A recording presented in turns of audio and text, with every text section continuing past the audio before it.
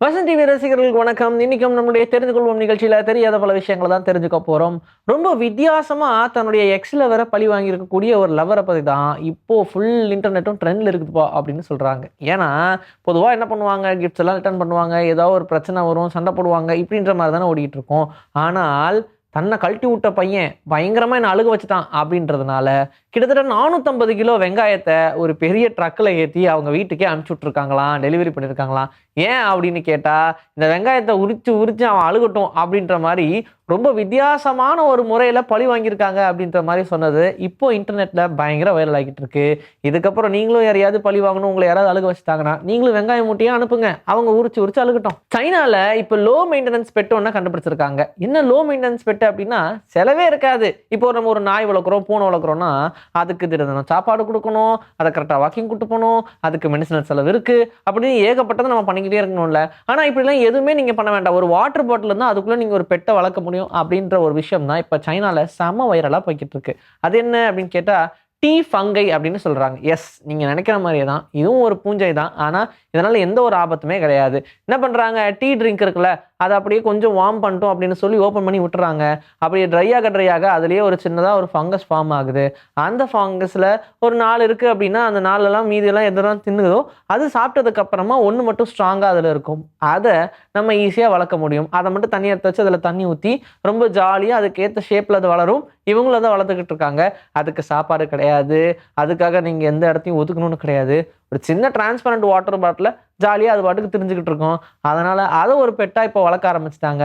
ஆளுக்கு என்னோடது க்யூட்டாக இருக்கா, உன்னோடது க்யூட்டாக இருக்கான்னு கேட்டு, என்னப்பா ஃபங்கஸ் எல்லாம் வளர்க்குறீங்க, நாடு எங்கப்பா போய்கிட்டு இருக்கு அப்படின்ற மாதிரி ஒரு குழப்பத்துக்கு கொண்டு வந்துட்டாங்கன்னா பார்த்துக்கங்களேன். அலிசா கேர்சன் அப்படின்ற ஒரு விண்வெளி வீராங்கனை இப்போ மார்ஸுக்கு போகிறதுக்கு ரெடி ஆயிட்டாங்க. இது ஆல்மோஸ்ட் உங்களுக்கு ரொம்ப தெரிஞ்ச ஒரு நியூஸாக இருந்தாலும், அவங்க மார்ஸுக்கு போயிட்டு ரிட்டர்ன் வர மாட்டாங்க அப்படின்ற ஒரு விஷயம் இப்போ மிகப்பெரிய ஒரு வருத்தத்தை ஏற்படுத்தியிருக்கு. ஹியூமனால பொதுவாக மார்ஸில் வாழ முடியுமா அப்படின்ற ஒரு கேள்வி இருக்கும்ல, அது யாருக்குமே புரியாத புதிராக தான் இருக்குது. அப்படி ஒருவேளை அங்கே நம்ம போய் வாழணும்னா அதுக்கு டெஃபினட்டாக ஒருத்தங்களை ஒரு சாம்பிளாக நம்ம அனுப்பணும். அப்படி அவங்க அங்கே போனாங்கன்னா தான் அங்கே என்னென்ன மாதிரியான விஷயங்கள் நடக்குது அப்படின்றத நமக்கு ரொம்ப ஈஸியாக டிரான்ஸ்மிட் பண்ண முடியும். அதுக்கு யாரோ ஒருத்தங்க வேணுமே அப்படின்னு சொல்லி எல்லாரும் யோசிச்சுட்டு இருக்கும்போது அப்போ தான் அலிசா கார்சன் அங்கே போகிறாங்க அப்படின்ற மாதிரி சொல்லியிருந்தாங்க. நிஜமாவே ஹியூமனால் அங்கே வாழ முடியுமா அப்படின்றதுக்கு ஒரு மிகப்பெரிய சரித்திரத்தையே உருவாக்குற மாதிரியான ஒரு பதவி தான் இது. இந்த வேலைக்கு கரெக்டாக அலிசா கேர்சன் நான் போகிறேன் அப்படின்னு சொல்லிட்டாங்க. அவங்களுக்கு வெறும் 23 வயசு ஆனாலும் மார்ஸில் போய் மார்ஸில் எப்படி மனிதர்களால் இருக்க முடியும், அங்கே என்னென்ன மாதிரியான விஷயங்கள்லாம் தேவைப்படுது அப்படின்றத எல்லாத்தையுமே கற்றுக்கிட்டு ரொம்ப ஈஸியாக உங்களுக்கு கம்யூனிகேட் பண்ணுறேன் அப்படின்ற மாதிரியும் சொல்லியிருக்காங்க. ஆனால் மார்ஸுக்கு போன அவங்க திரும்ப வருவாங்களா அப்படின்னு எல்லாருமே கேட்டுட்டு இருந்தாங்க. மார்ஸுக்கு போகக்கூடிய அலிசா கார்சன் திரும்ப வர்றதுக்கான வாய்ப்பே கிடையாது. அவங்க அவங்களுடைய மீதி காலத்தை மார்ஸ்லேயே கழிக்க வேண்டியதான் அப்படின்ற மாதிரியும் சொல்லியிருக்காங்க.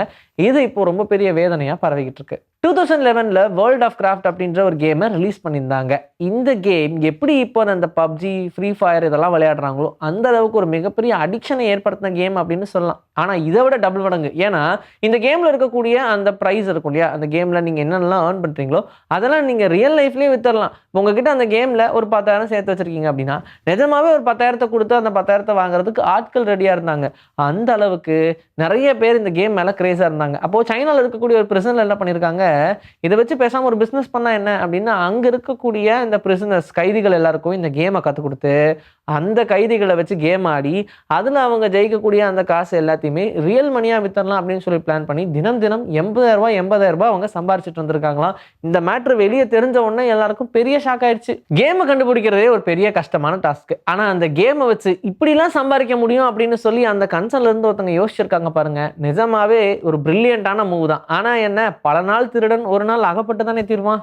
இப்போ நம்ம யூஸ் பண்ணக்கூடிய பைக், கார் இது எல்லாத்துக்கும் கியர் மெக்கானிசம் அப்படின்றது ரொம்ப முக்கியம். ஈவன் அந்த பைக், கார் மட்டும் இல்லாமல் இப்போ இருக்கக்கூடிய நிறைய மெக்கானிசம்ஸ் ரன் ஆகிறதுக்கான காரணமே இந்த கியர் அப்படின்ற ஒரு கான்செப்ட் தான். கியர் ஆக்சுவலாக என்ன பண்ணும், ட்ரிகர் ஆன உடனே ஒரு பக்கத்துலேருந்து இன்னொரு பக்கத்துக்கு கிரிப் கொடுத்து ரொம்ப ஈஸியாக அதை சுழல வைக்கும். இதனால அந்த மிஷின் ஓடும், ரன் ஆகும். இப்படி நிறைய விஷயங்கள் இருக்கு.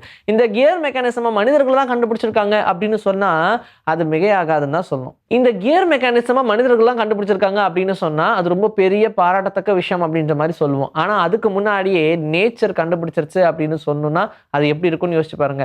இயற்கையாவே உருவான ஒரு பூச்சி இருக்கு, இசஸ்காலியோப்ரோட்டஸ் அப்படின்ற அந்த பூச்சிக்கு யூசுவலாவே இருக்கக்கூடிய அந்த லெக்கு கியர் மெக்கானிசம் மாதிரி தான் ரன் ஆகும்.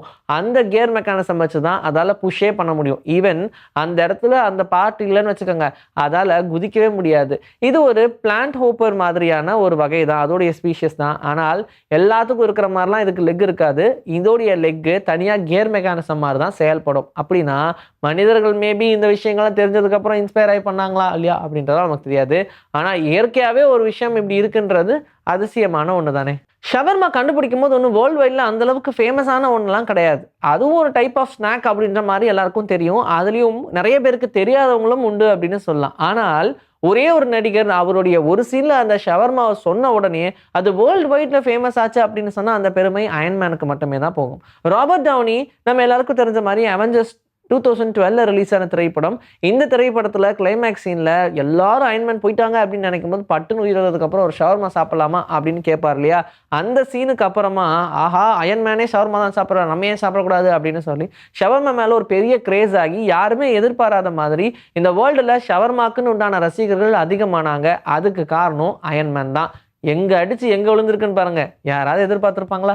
இன்னைக்கு நம்மளுடைய தெரிந்து கொள்வோம் நிகழ்ச்சியில தெரியாத பல விஷயங்களை தெரிஞ்சுக்கிட்டோம். இதே மாதிரி சூப்பரான கண்டென்ட்டோட உங்களை நான் வந்து சந்திக்கிறேன். Until then, this is bye from Vijay Sri. Take care.